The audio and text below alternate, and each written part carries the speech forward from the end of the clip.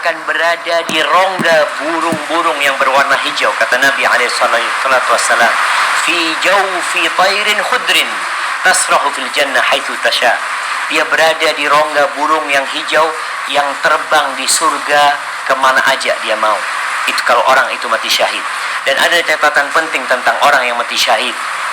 Dia tidak akan merasakan sakaratul maut kecuali seperti gigitan semut, sebagaimana disebutkan oleh Nabi SAW di dalam hadis yang diriwayatkan oleh Imam Nasa'i berkaitan dengan orang yang mati syahid. Tapi yang jelas, ruhnya dia bisa berada di sana. Kuburan dia menjadi taman dari taman-taman surga. Ruhnya akan berada di rongga burung hijau, terbang di mana dia mengetahui. Dan kita beriman, jemaah. Karena urusan ruh, Allah mengatakan kulir ruh min amri rabbi. Katakan Muhammad, ruh itu urusan Rabb. Ruh itu ada di jasad kita. Kita tuh nggak tahu bagaimana dia berada di mana.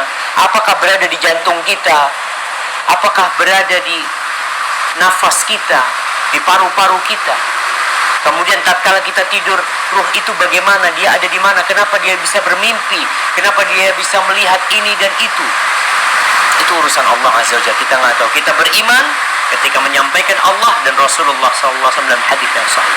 Adapun ketika dia orang kafir, maka seperti yang tadi disampaikan dalam hadis Al-Bara bin Azib radhiyallahu anhu, dia dibungkus, ketika keluar malakul maut mencabutnya, malaikat-malaikat pendampingnya yang membawa kafan dari neraka, kemudian dia dimasukkan ke sana, kemudian dibawa ke atas, ditutup pintu langit, kemudian dia dibalikkan ke bumi.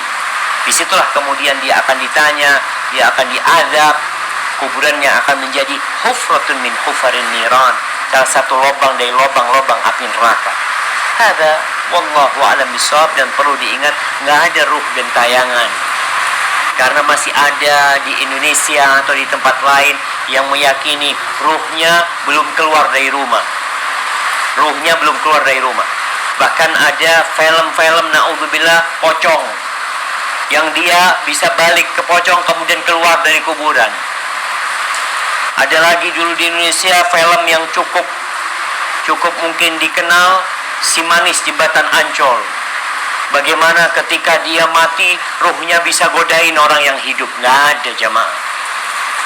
Dia kepingin balik ke dunia, ingin beramal, nggak bisa, udah.